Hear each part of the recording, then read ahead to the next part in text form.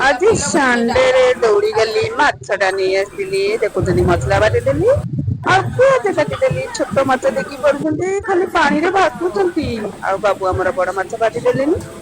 ଟମାଟର ରଖିଦେଇଥିଲି ମସଲା ବି ସୋରିଷ ରସୁଣ ଅଲଗା ଦିଆହବ ଛୋଟ ମାଛରେ ତେଲରେ କଡେଇ ପଡିଗଲା ରେ ବାବା ଆଉ ମାଛ ବାବୁ ଆମର ଭାଜି ଦେଲେ ଦେଖିପାରୁଛନ୍ତି ଚୁନା ମାଛ ଗୁଡା ତେଲରେ କେମିତି ଖାଲି ଖଡ ଖଡ ହେଇକି ଭଜା ହଉଛି ଖରିକାରେ ଗୋଟେ ଗୋଟେ କରିକି ଖଡ ଖଡ କରିକି ବାବୁ ଆମର ତାକୁ ପୁରା ବଞ୍ଚିଲା ଭଳିଆ ଦୁଷୁଛନ୍ତି ନା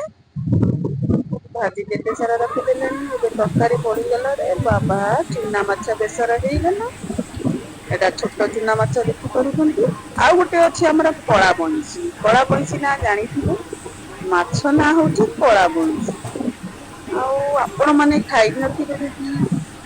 ଆପଣ ଥରେ କଳା ବଇଁଶୀ ମାଛ କିଣିକି ଖାଆନ୍ତୁ ତାର ଟେଷ୍ଟ କେମିତି ଆପଣ ଜାଣିବେ ତରକାରୀ ଟା ଫୁଟିଗଲା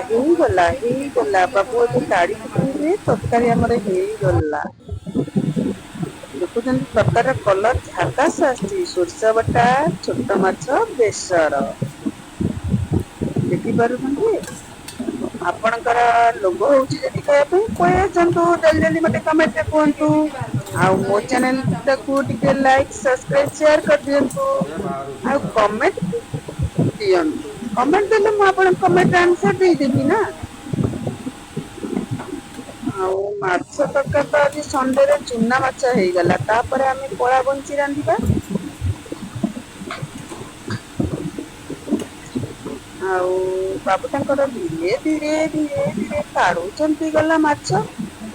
ଏଇଟା କେତେ ମାଛ ଅଛି ଜାଣିଛନ୍ତି 500 ଗ୍ରାମ ମାଛ ଅଛି ଆଉ ଚୁନା ମାଛ ଟା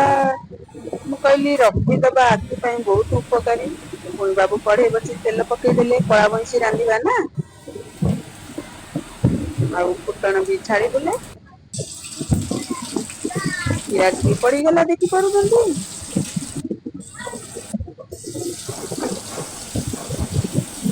ହଁ ଗୋଳେଇକି ଘାଣ୍ଟି ଦବା ଘାଣ୍ଟି ଦେଇକି ତା ଦେହରେ କଣ କରୁଛନ୍ତି ବାବୁ ଦେଖିବା କଣ କଣ ପଡୁଛି ଟମାଟର ପଡିଗଲା ବାବୁ ଆମର ଟମାଟର ଦେଖି ପାରୁଛନ୍ତି ୟା ଦେହରେ ବିନା ପରିଶ୍ରମରେ ଟମାଟର ଛିିଲିଗଲା କି ହାତ ଲଗେଇ ମସଲା ବି ଢାଳି ଦେଲେ ମସଲା ବି ବଟା ମସଲା ଦିଆ ହେଇଗଲା ହଁ ଦେଖେଇବି ହଳଦୀ ଗୁଣ୍ଡି ପଡିଗଲା ଲୁଣ ବି ପଡିଗଲା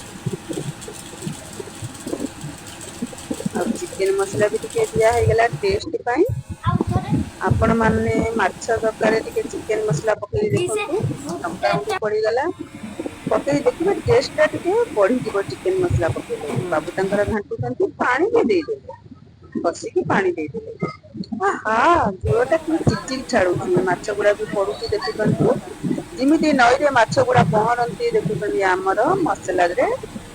ଏଟା କି ମାଛ କଳା ବଇଁଶୀ ଭାଜୁଛନ୍ତି ପାଣିରେ ଦେଖିପାରୁଛନ୍ତି ଅତି ସୁନ୍ଦର ଭାବରେ ତରକାରୀ ଟା ବାବୁ ଆମର ବନେଇଛନ୍ତି ଭାଜି ମାଛ ଟା କେତେ ସୁନ୍ଦର ଲାଗୁଛି ତରକାରୀ ଆପଣ ମାନେ ମତେ କମେଣ୍ଟ କରି ଜଣେଇବେ ଆଉ ଯଦି ପସନ୍ଦ ଆସିଲା ମୋ ଚ୍ୟାନେଲ କୁ ସବସ୍କ୍ରାଇବ ନ କରିଛନ୍ତି ଟିକେ ସବସ୍କ୍ରାଇବ କରିଦିଅନ୍ତୁ ଆଉ କମେଣ୍ଟ କରନ୍ତୁ ଆଇଲା ଇଏ କାଟିବ ପୁଣି ଆଉ କାଟିବ ଦେଖିପାରୁଛନ୍ତି ମାଛ ତରକାରୀ ଫୁଟିବା ପାଇଁ ବାବୁ ଅପେକ୍ଷା କରିଛନ୍ତି ଫୁଟିଗଲେ ମାଛଟା ଓହ୍ଲେଇଦେବେ ଆଜି ସଣ୍ଡେରେ ଦିଟା ଆଇଟମ ହେଇଗଲା ଚୁନା ମାଛ ଆଉ କଳା ବଇଁଶୀ ଆଉ ଆପଣ ମାନେ କମେଣ୍ଟ କରି କୁହନ୍ତୁ ଆପଣ ମାନେ ମାଛ ଖାଇଛନ୍ତି କି ନାହିଁ ବାସ୍ ଏ ବାବୁ ହେଇଗଲା ରେଡି ଆଉ ମାଛ ଯେତିକି ଦେଖେଇଦେଲେ ଦେଖେଇବ କଳା ବଇଁଶୀ ମାଛ ଆଜି ପାଇଁ ଏତିକି ରହୁଛି ହେଲା ହେଇଯିବ। ବାଏ